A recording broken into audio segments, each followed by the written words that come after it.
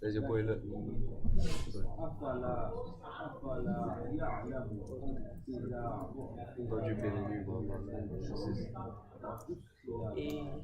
بسم الله الرحمن الرحيم نحمده ونصلي على رسوله الكريم أما بعد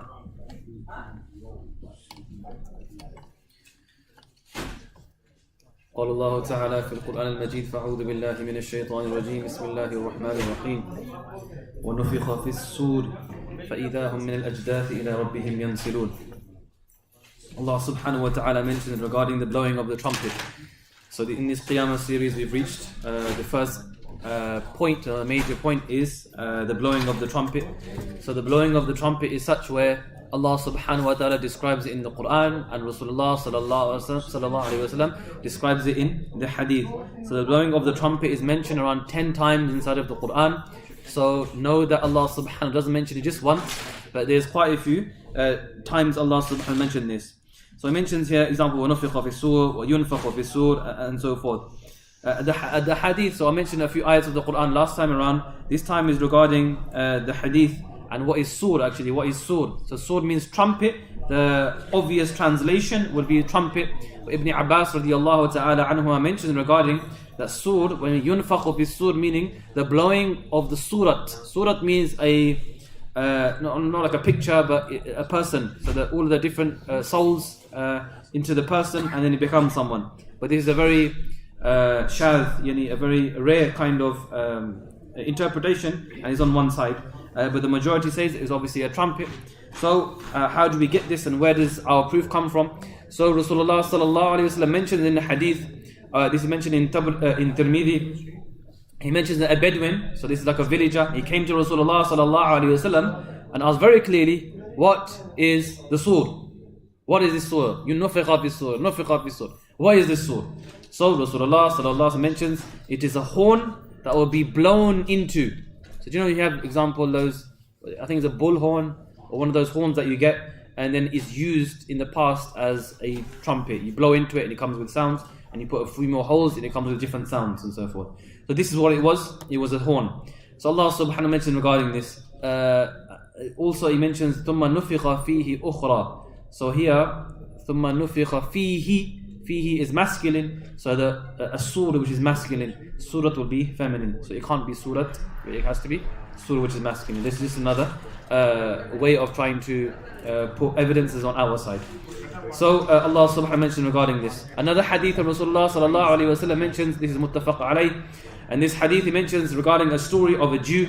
So this Jew person, this Jewish person, he came and made a qasam upon Musa alayhi. He's having an argument with a Sahabi, and he's making qasam. Obviously he's making a qasam upon Musa alayhi salam. He's not going to make a qasam upon Rasulullah sallallahu alayhi wasallam. Why? Because that's not his Nabi. So he's Musa alayhi salam, and he's praising Musa alayhi salam, and he's not praising Rasulullah sallallahu alayhi wasallam. So obviously the Sahabi is getting a bit angry, and what did he do? He slapped him. He slapped the Jewish person, and he goes, why don't you praise Rasulullah sallallahu alayhi wasallam just like you're praising Musa alayhi salam? So he's a bit over eager, and then he done this. So now eventually the Jewish person went to Rasulullah sallallahu alaihi wasallam to complain. He said, look what this person done to me. I was saying this and I was saying that, and he came and he slapped me. So then he called this other Sahabi towards Rasulullah sallallahu alaihi wasallam, and then Rasulullah sallallahu alaihi wasallam, his face became very red. His face became very red, and he became very angry with this Sahabi. And he said that it's not about preferring one Nabi over another. You shouldn't do this. Even Rasulullah don't prefer one over another. وَلَمْ يُفَرِّقُوا بَيْنَ أَحَدٍ مِّنْهُمْ. You shouldn't prefer one over another and so forth. This is not how it is. Even though we know that Rasulullah is the seal of the Prophets and is the most honored and so forth, but he said you shouldn't do this. So you say, oh, my one is better than your one and so forth. So Rasulullah said, and he continues the hadith by saying, when the trumpet will be blown and all in the heavens will fall down unconscious, فَصَعِقَ مَنْ فِي السَّمَاوَاتِ وَالْأَرْضِ. Everyone will fall down unconscious, and then it will be blown again, and I will be first to come out of the grave. So he's the first person to come out of the grave on the day of resurrection. Who is? Rasulullah sallallahu alaihi wasallam will be the first. While he's out, he goes and he sees Musa alayhi salam. He's holding like the arsh of Allah, one part of it, like a pillar or something, or a peg or something of the arsh of Allah. So he goes, I don't know if I was the first person or Musa alayhi salam was. In this hadith, he mentions here, he's mentioning what? He's mentioning that Musa alayhi salam came up before me, so he might be more honored than me. So don't come and say that my one's better than your one and your one's better. Nothing like this. But in this hadith also mentioned regarding that there will be a blowing of the trumpet as well, and this will happen, and there will be a resurrection when Rasulullah sallallahu alaihi wasallam will be resurrected, which is part of our discussion. Another hadith which is to show the blowing of the trumpet, Imam Muslim mentioned this hadith, that the trumpet will be blown. The hadith is, the trumpet will be blown, and everyone who hears it, they will turn their heads to the sound, and their heads will go to that sound to try and listen to it. So imagine everyone, and now you find a big, you hear a sound, you're thinking, where is it coming? So your ears are going there, your head is going there, and your people will be going towards that sound to listen to it. The first person to hear it, so maybe it came from a distance, so the first person to hear it will be a man who is busy preparing water for his camels. And as soon as he hears it, he falls unconscious and dead, and all the people will fall dead after him. This is the power, or this is what the job of the sur, the trumpet, will be, is that everyone will die. Everyone will become unconscious and completely die. Another hadith, Musnad Imam Ahmad mentioned this hadith, and he mentioned the day will occur, the day will not will occur until when two men will spread a garment. One is a buyer, one is a seller. But before their transaction is finished, the trumpet will be blown. Meaning, you just come out for a normal day, you're doing business, khalas, day of judgment. A man has milked his she-camel, but the milk will not even reach the throat of the person. Just like that, you're going to drink milk, khalas, it's judgment day. Another one is that repairing a water tank. This person is preparing a water tank, but his animal won't even drink from it. He's preparing the tank for him, puts the water inside, and the camel or the animals come, and he won't even drink from it. And so much so that the Qiyamah will not occur until a man is raising a morsel of food to his mouth, but he won't even get to eat it. This is how Qiyamah comes, because Allah mentions, وَمَا أَمْنُ السَّاعَةِ إِلَّا كَلَمْحِ الْبَصَرِ. Just like the what's it called? The blinking of an eye. The blinking of an eye. That's it. Qiyamah is there. You'll open your eyes towards Qiyamah. This is how it will be. Allah says, تَأْتِيكُمْ بَغْتَةً. تَأْتِيكُمْ بَغْتَةً. Baghta means like this. Sudden. Immediate. This is Qiyamah. So Qiyamah, we talked about yesterday, that is sudden, is going to be coming around the corner. Just like Rasulullah mentions in hadith, that Allah, he was racing with Qiyamah. He was racing with Qiyamah, and he won the race. He just came, and Qiyamah just came behind him. Meaning he was like this. He was like this. So this is something which is close by. According to the history of the world and so forth, it's very close by. It's round the corner for us, and it will come in an instant. Allah subhanahu wa ta'ala mentioned regarding this as well. So this was regarding that, the hadith to show that trumpet will happen. The blowing will happen. The next is, who's in charge of the trumpet? Who's in charge? Israfil. Good, Israfil. Now where is the hadith to show, or where is the ayat of the Quran to show that Israfil is the one who is behind the trumpet? There's not many very clear authentic hadith regarding this, but it is ijma' of the consensus of all of the ulama and consensus of all of the Sahaba, I suppose, that it is Israfil, and that no one's disagreeing with it. No one has disagreed with Israfil being it. But he's a special angel given for the trumpet. But there's no clear hadith showing it, or no clear Quranic ayat regarding this. I'll bring out a hadith, which is Tirmidhi mentions this hadith, and he mentions this, that one day Rasulullah sallallahu alaihi wasallam came into a disturbed state. So he came inside, he's a bit panicky, he's a bit disturbed. So Rasulullah sallallahu alaihi wasallam says, how can I relax when the one who has been assigned the trumpet has put it to his lips, and his ears are waiting, his forehead is looking into the direction, waiting for the command to come. So basically the angel has got his lips on the trumpet already. His ears are waiting for the command of Allah, and he's looking above to wait for Allah subhanahu wa ta'ala to give the command. So the people are like, okay, what should we do? What should we do? So Rasulullah sallallahu alaihi wasallam mentions here, say these words, Hasbunallahu wa ni'mal wakil. He says, Hasbunallahu wa ni'mal wakil. Allah is enough. Allah is going to look after you. Allah will look after you. Hasbunallahu wa ni'mal wakil. So he came in a very disturbed state. So when a person is usually in a disturbed state, he's very anxious. It's very good to make this dua as well. The zikr is very good to make. Hasbunallah wa ni'mal wakil. Allah is in charge. Oh, Allah is enough for me. Allah is in charge. He's the one that looks after everything. Allah will deal with it. So this is something to try and inculcate as well when a person is being perturbed and so forth. Another hadith mentioned regarding that, and this is there to show who is the blower of the trumpet.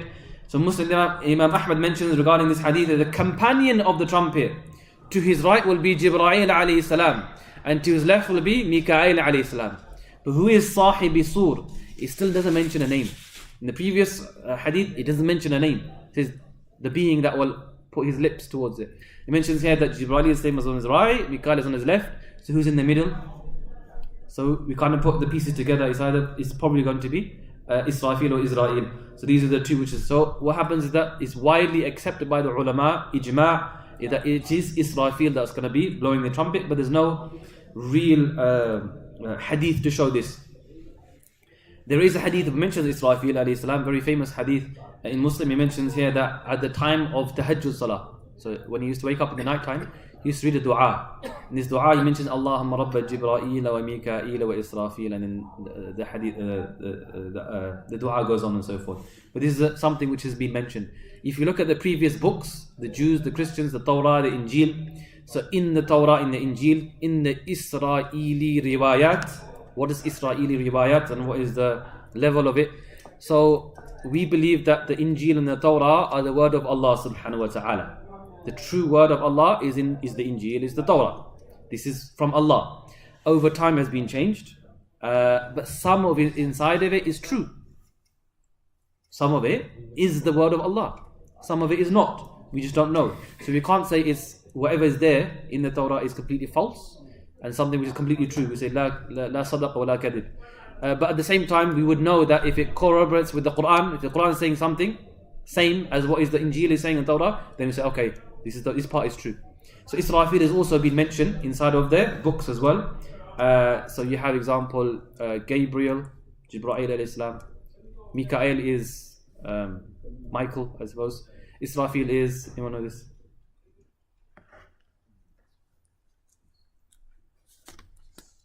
Raphael. That's Raphael. So this is also mentioned. Very famous names. So this is now Israfil in the books of the past. So this is what's been mentioned regarding who will blow the trumpet. We say Israfil alayhi salam. How many times will he blow it? So it's not just, so lots of ulama have not mentioned more than twice. So yes, there is a riwayat for the twice, and I'll explain the twice because it's probably the most common one, and this is something that we take as well. But also there's more, lots of ulama, very famous ulama have said 3 times. They've said 3 times. So where did they get these 3 times as well? So a very famous ayat in Surah Zumar, he mentions here, وَنُفِخَ فِي الصُّورِ فَصَعِقَ مَنْ فِي السَّمَاوَاتِ وَمَنْ فِي الْأَرْضِ إِلَّا مَنْ شَاءَ اللَّهِ ثُمَّ نُفِخَ فِيهِ أُخْرَى فَإِذَا هُمْ قِيَامٌ يَنْظُرُونَ. Yani Allah mentions that the translation is that when the trumpet will be blown, فَصَعِقَ, everyone will fall down, it will be unconscious, those who are in the samawat, the skies, and those who are in the earth, except for whoever Allah wishes. Then those people won't fall dead, they'll stay. ثُمَّ نُفِخَ فِيهِ أُخْرَى, then it will be blown in it again.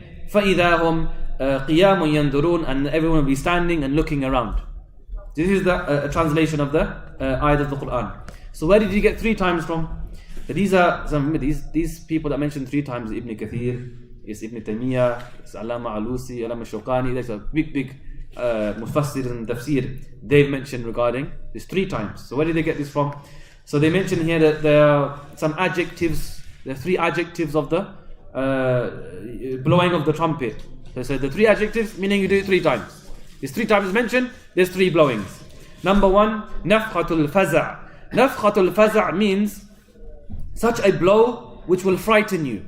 So the first one will, this is what they say, the first one will frighten you. So Allah mentions inside of the Quran, وَيَوْمَ يُنْفَخُ فِي السُّورِ فَفَزِعَ مَنْ فِي السَّمَاوَاتِ وَالْأَرْضِ.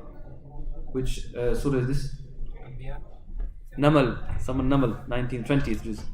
يَوْمَ يُنْفَخُ فِي السُّورِ فَفَزِعَ مَنْ فِي السَّمَاوَاتِ وَالْأَرْضِ. So this is the first time. فَفَزِعَ mentions. The first one will frighten you. Then the next ayat they bring is نَفْخَةُ الصَّعِقِ, which is to do with this one. So فَصَعِقْ means everyone will fall down. Everyone will come to death, unconscious. Which is the ayat I mentioned in the beginning, Surah Zumar. So this is twice. So the one is to scare you, the one is to kill you, and then nafkhatul qiyam, the third one is to resurrect you. So they mentioned 3, and they use the one in this ayat in nufikha bis sur fa sa'iqa. There's 2 in there, and they mention fa fazi'a as the third one. So they say 3 times. This is their proof regarding their 3 times. Even they got a very famous hadith which I'll cover tomorrow, and this hadith is in Ibn Kathir, and Ibn Kathir mentioned it is a very weak hadith. It's weak, and he mentions very clearly it's got 3. It's got 3, but it's a weak hadith, and Ibn Kathir mentioned this. And in this hadith, he's got a very long hadith, and in the hadith he mentions lots of detail, very detailed, vivid descriptions of Qiyamah. What will happen? Jibreel will be killed. There will be 4 angels left.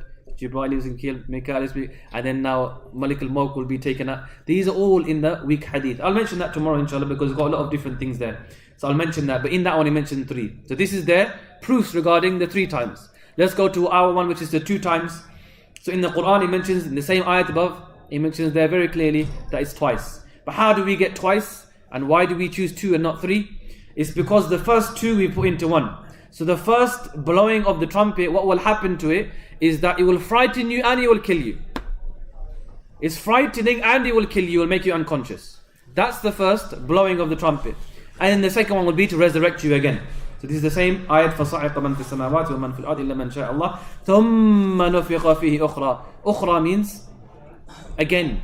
So again means the second time. First time, then the second time. So this is our proof regarding it. In another ayat of the Quran, Surah Yasin, مَا يَنْظُرُونَ إِلَّا صَيْحَةً وَاحِدَةً تَأْخُذُهُمْ وَهُمْ يَخِصِّمُونَ. صَيْحَةً وَاحِدَةً meaning the one scream, the one loud noise. That's the first blowing of the trumpet. Then Allah mentions فَلَا يَسْتَطِيعُونَ تَوْصِيَةً وَلَا إِلَىٰ أَهْلٍ يَرْجِعُونَ وَنُفِخَ فِي الصُّورِ. And then the نُفِخَ فِي الصُّورِ. And then the second blowing. So this is another proof that there's 2 blowings. The first one is صَيْحَةٌ وَاحِدَةً first, and نُفِخَ فِي الصُّورِ in the next 2 ayats after that as well. In Surah Nazi'at, he mentions another ayat of the Quran. يَوْمَ تَرْجُفُ الرَّاجِفَةِ تَتْبَعُهَا الرَّادِفَةِ. So the first one is to do with regarding the blowing of the trumpet, and the second one also means the one that is following that as well, the loud sound. So there's a 2 there. There's not 3, but there's 2 there as well. In another very famous hadith in Muttafaq alayhi, in Bukhari and Muslim, he mentions here, very famous hadith regarding how everything will finish. بَيْنَ النَّفْخَتَيْن. So nafkhatain means the 2 nafkhs, the 2 blowings of the trumpet. أَرْبَعُونَ. There are 40. So the question is asked, what do you mean between the 2 blowings of the trumpet there's 40? You mean 40 years, 40 days, 40 moments of time? What does 40 mean? So he mentions here that the person, the Sahabi mentioning this, they said, I don't know what 40 means. It could mean 40 years, it could mean 40 days, so there's a limit, or there's a time frame between the first blowing of the trumpet to the second blowing of the trumpet. How long that is 40, but we don't know if it's 40 days, 40 weeks, 40 months, we don't know. But there's 40 moments of time that we know in between the 2 blowing of the trumpet. So this is obviously another dalil, another proof of the 2 blowings of the trumpet. Abu Dawud mentioned different hadith, and he mentions here that on the day of Jum'ah there is a sa'iqah. So, the day of Jum'ah meaning, this is the best day of the week, right? So Yawm al-Jum'ah is the best day of the week, and it's on that day there will be the sa'iqah. There will be the loud sound which will happen on that day. But also on the day of Jum'ah there will be nafkha. So this hadith in Abu Dawud mentioned there's 2, the nafkha and the sa'iqah. The nafkha and the sa'iqah, and both will mean there will be 2 blows of the trumpet on that day. And the last thing I'll mention regarding this is that Allah mentions inside of this ayat of the Quran, مَنْ فِي السَّمَاوَاتِ وَمَنْ فِي الْأَرْضِ إِلَّا مَنْ شَاءَ اللَّهِ. Who will be amongst those people who will not die on the first blowing of the trumpet? Who will be amongst those people who will not die and not fall unconscious on that day when Allah gives a command to blow the trumpet? It's إِلَّا مَنْ شَاءَ اللَّهِ. Anyone know this? People or angels? People? Or angels? Angels, everyone, all the people will die. Mikael, Jibreel, and the angels of the throne. Good, okay. So these are very famous hadith. And the angel of death. Angel of death. So these are very famous hadith. The 4 famous angels. The angels holding up the throne of Allah. These are famous hadith, right? So this hadith we'll cover tomorrow. This is the one which is Ibn Kathir mentions. And is a gharib jiddan, and it's quite weak. But it is there, I'll mention it, and there is a certain level towards a weak hadith, which we'll mention inshallah tomorrow as well. But illa man sha'Allah, truly and utterly we don't actually know, because Allah doesn't mention it. We don't actually know, and there's nothing to really corroborate it. Some have said it could be Jibreel, Mikael, it could be this, Mikael, Israfil, and it could be angels, it could be the creation in Jannah, it could be the Huri'een, it could even be Musa alayhi salam, because we saw that Nabi Sallam came out of the grave and he saw Musa alayhi salam there, so it could be him. So we don't exactly know, but there are some weak hadith which we'll cover inshallah tomorrow regarding Ibn Kathir's ones which he mentioned. It's a very famous hadith, very detailed hadith, and in this hadith he mentions regarding does the angels die, what happens to the angels once the trumpet is blown, what happens to the trumpet, what happens to the angel blowing the trumpet, will he die as well? So this will inshallah will cover tomorrow and in the next few days inshallah. So these are some of the things that is very important for why am I talking about regarding Qiyamah. It's because it's something which is something inside of our heart, and it's very important for us to try and visualize what's going to happen to that day. So when it happens and Allah mentions all the descriptions, it can be scary for you, and it can kind of give you a kick up the backside sometimes. Sometimes it can make us concentrate in our salah. Sometimes it can make us realize that what we're doing is wrong. Sometimes it brings about accountability and responsibility that I've got to do something good in my life. It can bring about certain things which can be very helpful for a person and motivate a person. If I learn about Qiyamah, it can motivate me to doing good. If I'm now in private and no one's watching me, I know that in Qiyamah I might get in trouble for doing something bad. So these are the benefits of trying to learn about Qiyamah, and this is why we're covering it in these next few days inshallah. So again, it's something to really hold on to, something to really study. And when a person is studying regarding the deen, so he's coming to study for deen, what does Rasulullah sallallahu mention regarding the person who steps towards deen? He goes out in the path of Allah to study deen, then Allah subhanahu wa ta'ala makes the way to Jannah easy for him. So here, if you want to come and you're listening to the talk and you want to learn about Qiyamah and so forth, this is a chapter of deen. So learning this inshallah, Allah will make the way to Jannah easy for that person who comes inshallah. So before we finish inshallah, we've got 5 minutes left. We'll make a 1 minute dua inshallah, and then you can make your own du'as and make you there.